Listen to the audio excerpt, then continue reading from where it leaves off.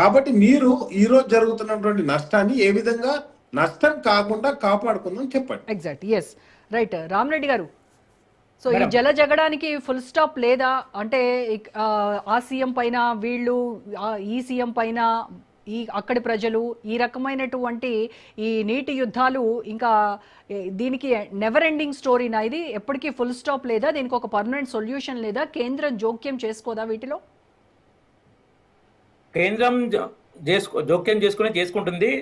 GRMB meeting 18th August రోజు ఉంది. జగడానికి శాశ్వత ముగింపు అని ఉంటే మంచిదే, కానీ త్వరలో వస్తుందని ఆశించడం మనం కరెక్ట్ కాదు. ఇప్పుడు కావేరీ విషయంలో కర్ణాటక నీళ్ళు వదిలే టైంలో అక్కడ ప్రతిపక్షాలది కానీ ఏదైనా జరిగినప్పుడు నీళ్ళు బంద్ ప్రజా సంఘాలు అనుకో ఏమని అనుకో కర్ణాటక బంద్కు పిలిపిస్తే తమిళనాడుకు నీళ్ళు ఇవ్వమంటే తమిళనాడు కోర్టును ఆశ్రయిస్తుంది. సహజంగానే కోర్టును ఆశ్రయించాలి. జలాల విషయంలో ఇందిరాగాంధీ ఏంటంటే ఈ ట్రిబ్యునల్స్ ని ఏర్పాటు చేసింది రాష్ట్రాల మధ్య నీటి పంపకం కోసం. ఎందుకంటే అది కేంద్ర ప్రభుత్వం చాలా సెన్సిటివ్ అంశం నీళ్ళు అనేది. కేంద్ర ప్రభుత్వం తీసుకొని ఇస్తే అది న్యాయం చేసిన ఇవి ఎటువంటిదంటే ఆ విషయంలో ఇంకో మన తెలంగాణ సామెతలు చెప్పాలంటే కరవమంటే కప్పకోపం, ఇడవమంటే పాము కోపం. అందుకుంటే ఇందిరాగాంధీ అప్పుడు ట్రిబ్యునల్స్ ఏర్పాటు చేసింది ఏది నదుల నీటి పంపకం విషయంలో.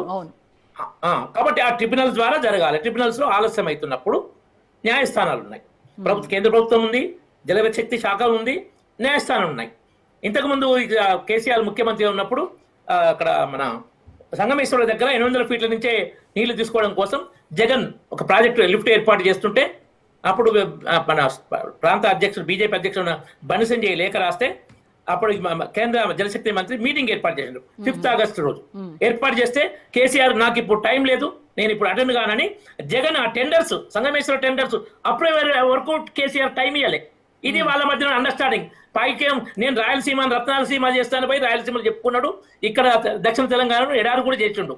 ఎందుకంటే ఇవాళ కూడా అలాంటి విమర్శలే వస్తా ఉన్నాయి. గురుదక్షిణ చెల్లించుకోవడం కోసమే రేవంత్ రెడ్డి ఈ జలాల విషయంలో కామ్గా ఉంటున్నాడు, ఏపీకి నీటిని తరలించుకుపోతున్నా కూడా మౌనం వహిస్తున్నాడు అనేటువంటి విమర్శలు, ఆరోపణలు కూడా ఉన్నాయి కదా.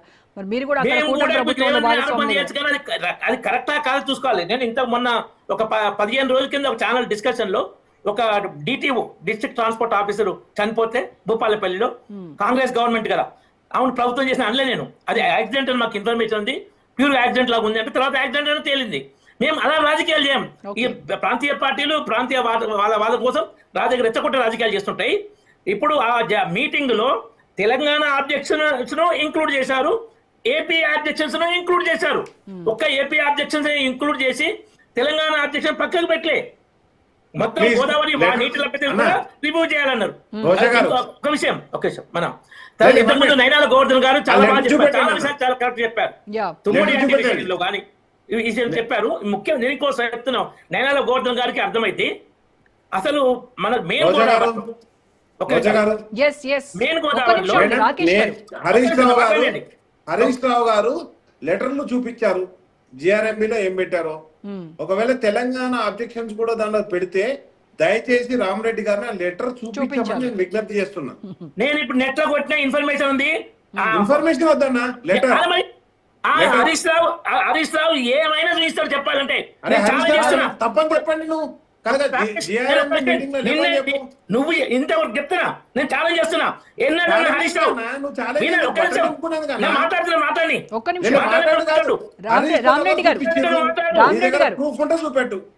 మాట్లాడి మాట్లాడు. ఇప్పటికిప్పుడు ఒక నిమిషం మేడం రోజా గారు చెప్పండి. ఇప్పటికిప్పుడు డిస్కషన్ లో ఉండగా నాకు లెటర్ దొరకడం చెప్తుందా? నేను ఒక విషయం అడుగుతున్నా రాకేష్, ఒక విషయం. హరీష్ రావు ఎన్నడైనా 2019 నుంచి 2023 డిసెంబర్ వరకు 5 వర్షాకాలాల్లో మేడిగడ్డ నుంచి ఇన్ని టీఎంసీ నీళ్ళు చెప్పిందా? ఆయనకు నాలెడ్జ్ లేదా? ఆయన ఎంత మాటకారి, ఎంత మిస్గైడ్ చేస్తాడు తెలియదా? నాలెడ్జ్ లేకనే ఈ రోజు లేదని చెప్పు. మేడం ఈ డ్రామా హరీష్ రావు చాలా ఇష్టం. హరీష్ రావు డ్రామా ఆయన కుంగిపోయింది. రామరెడ్డి గారు ఒక్క నిమిషం, నేను నర్రా విజయ్ గారితో మాట్లాడుతూ ఉంటాను. మీరు ఇప్పుడు లైవ్ లో చూపించలేదు అన్నారు కదా. డ్రామా చేయకండి.